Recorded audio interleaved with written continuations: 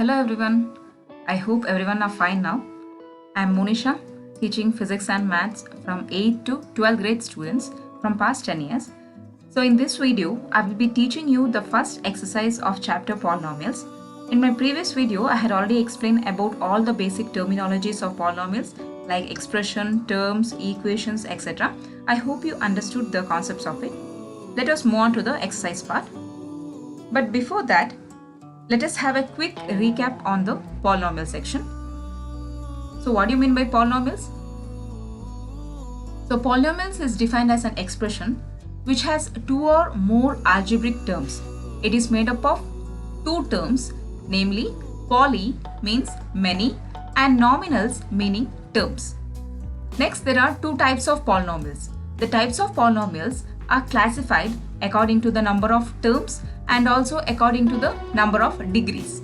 So types of polynomials based on the terms are, if it has one term, then it is said to be monomial, and if it has two terms, then it is said to be binomial, and if it has three terms, then it is said to be trinomial. Next, coming to the classification based on the degrees. So if the degree is 0 of a polynomial, then it is said to be a constant polynomial.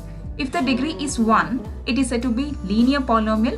If the degree is 2, quadratic polynomial, and if the degree is 3, it is said to be cubic polynomial, and so on.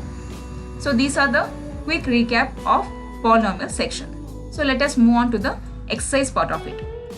So in exercise part, in this first exercise, we need to find the zeros of a polynomial in the given graph. I have already told you what is zeros of the polynomial in a graph. So zeros of the polynomial means in a graph, the graphical line, if it touches the x-coordinate of a graph, then the number of points in which the graph touches, it's said to be the zero of the polynomial of that particular graph. I will tell you in exercise part. The first question is, the graph of y is equal to p of x is given in the figure below for some polynomial p of x. Find the number of zeros of p of x. You can see a graph here. The graphical line is just a straight line. It is not touching the x-coordinate. If the graphical line doesn't touch the x-coordinate, then the solution will be 0 itself. The number of zeros is 0 since the graph doesn't cut the x-axis at any point. I hope you understood this. The graphical line is just a straight line which doesn't touch the x-coordinate. If it doesn't touch the x-coordinate, then the number of zeros of this particular graph is considered as 0 itself. Okay, let us move on to the second question. The graph of y is equal to p of x is given in the figure below for some polynomial p of x. Find the number of zeros of p of x. Here, the curved graphical line which you can see here touches at only one point of the x-axis. You can notice that the graphical line is touching at only one point of the x-axis. Then the solution is, the number of zeros is 1, as the graph intersects the x-axis at only one point. If the graphical line touches the x-axis at one point, then the number of zeros of this graph is considered as 1. Hope you understood this. So let's move on to the next question. The graph of y is equal to p of x is given in the figure below for some polynomial p of x. Find the number of zeros of p of x. You can see a curved graphical line. The graph here touches 1, 2 and 3 points. The graphical line touches 3 points in the x-coordinate. If the graph touches 3 points on the x-coordinate, then the solution is, the number of zeros is 3 as the graph intersects the x-axis at 3 points. Okay, if it touches 3 points, then the number of zeros are considered as 3. Let's move on to the next question. The graph of y is equal to p of x is given in the figure below for some polynomial p of x. Find the number of zeros of p of x. You can see in the graph, the graphical representation is in a type of parabola.